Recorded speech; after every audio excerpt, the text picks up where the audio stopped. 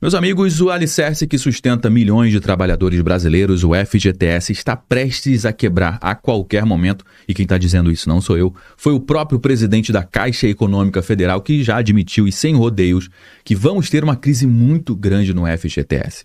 A gente está falando do Fundo de Garantia do Tempo de Serviço, aquele dinheiro que o patrão deposita todo mês e que deveria estar lá na conta para te proteger, para proteger o trabalhador brasileiro em caso de demissão, em caso de aposentadoria ou até mesmo para realizar o sonho da casa própria, mas aquilo que deveria ser a segurança do brasileiro virou uma verdadeira bomba relógio prestes a explodir.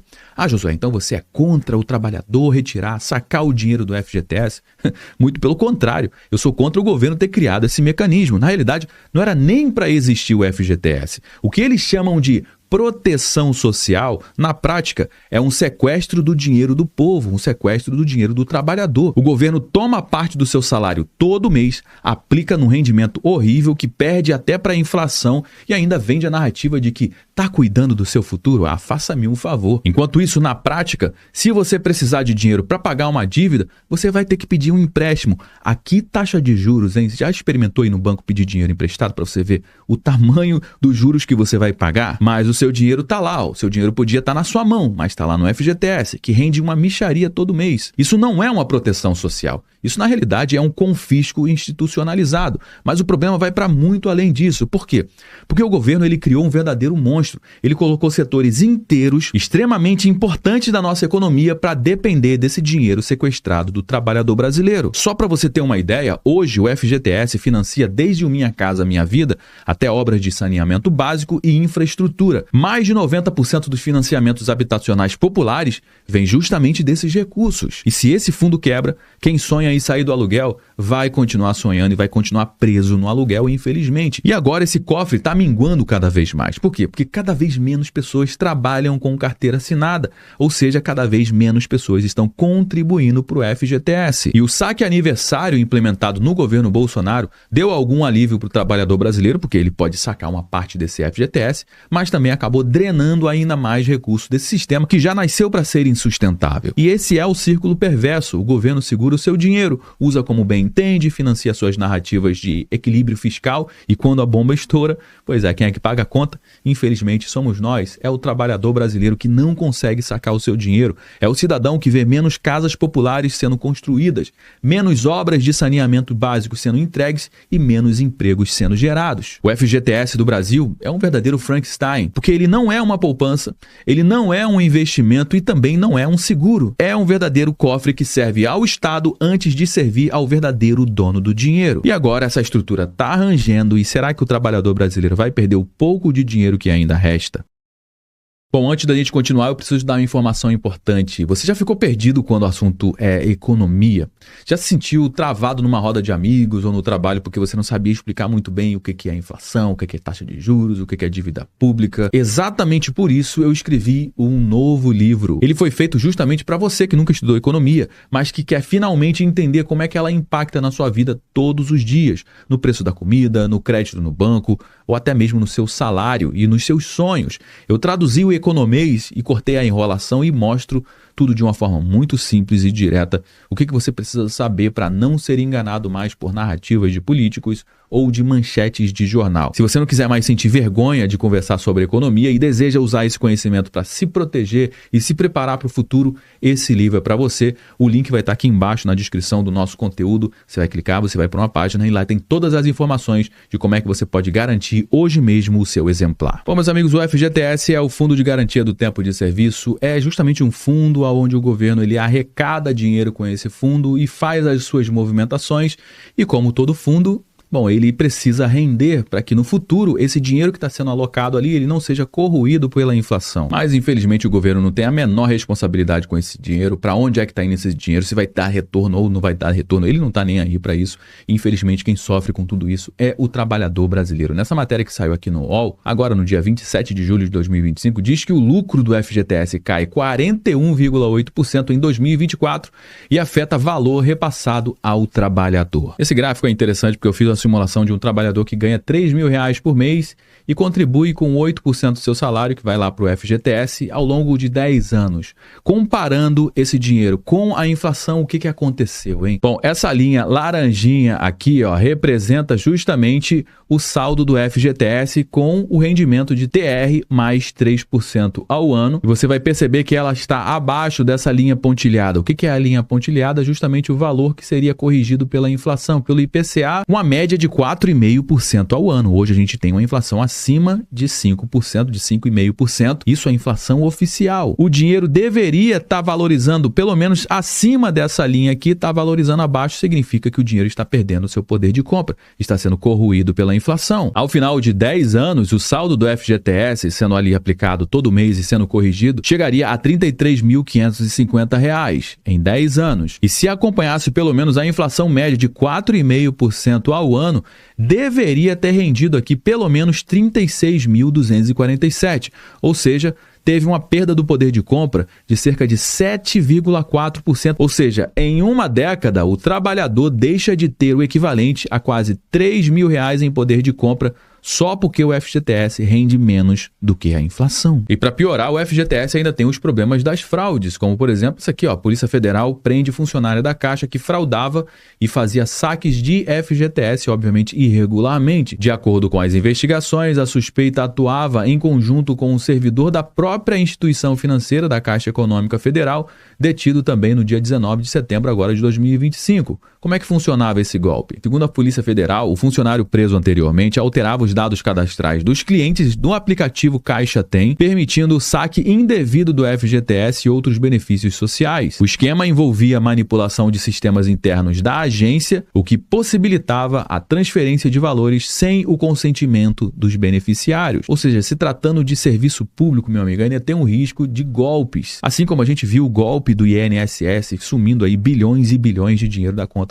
dos aposentados, o que é um absurdo. Ou seja, é um sistema que está na mão do governo, da máquina pública, esses caras não têm a menor responsabilidade com a coisa pública, com o dinheiro das pessoas. O FGTS ele foi criado em 1966 no governo militar pela Lei 5.107. A ideia era simples, na teoria, pelo menos, era criar uma poupança compulsória para o trabalhador, paga pelo empregador, que serviria como uma espécie de proteção em caso de demissão sem justa causa. Ao invés da estabilidade do emprego, que naquela época era garantida com pelo menos 10 anos, a partir de 10 anos de serviço, surgiu essa nova lógica. Todo mês o patrão deposita parte do salário, equivalente a 8% do salário, em uma conta vinculada ao nome do trabalhador. Esse dinheiro, em tese, pertence ao trabalhador, a você, mas, na realidade, ele não está na sua mão. Ele fica preso em contas administradas pela Caixa Econômica Federal, rendendo muito pouco, historicamente sendo corroído pela inflação, e a correção é feita pela taxa referencial, que é a TR,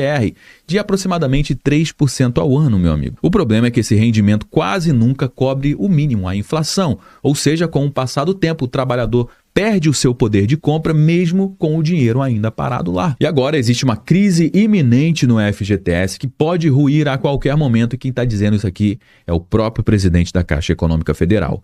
Abre aspas, vamos ter uma crise muito grande no FGTS. Carlos Vieira afirma que a concorrência com outros fatores que absorvem recursos do fundo tende a comprometer a sua sustentabilidade. O que ele está querendo dizer com isso? Cada vez menos pessoas estão trabalhando com carteira assinada e quem contribui com o fundo é justamente aquele trabalhador formal. Cada vez menos pessoas querem trabalhar na formalidade. Por quê? Porque não é nem um pouco vantajoso. Precisa pagar muito imposto, muito dinheiro fica na mão do governo e também muito dinheiro vai aqui para o FGTS. 8% do salário. Dinheiro esse que poderia estar na mão do trabalhador para ele fazer o que quiser com esse dinheiro. Mas não, o governo ama fazer isso. Ir lá, tomar o dinheiro das pessoas, colocar num lugar para depois dar esse dinheiro mais para frente. Mas isso abre brecha para muitos problemas para os trabalhadores, como fraudes, como você pode ver, a inflação que corrói o poder de compra desse dinheiro que está lá no FGTS. Então as pessoas querem cada vez menos trabalhar na formalidade e isso está prejudicando o FGTS. Muitos mercados da nossa economia necessitam exclusivamente do FGTS para funcionar e se o FGTS FGTS está ruindo, a gente vai ver aqui, ó,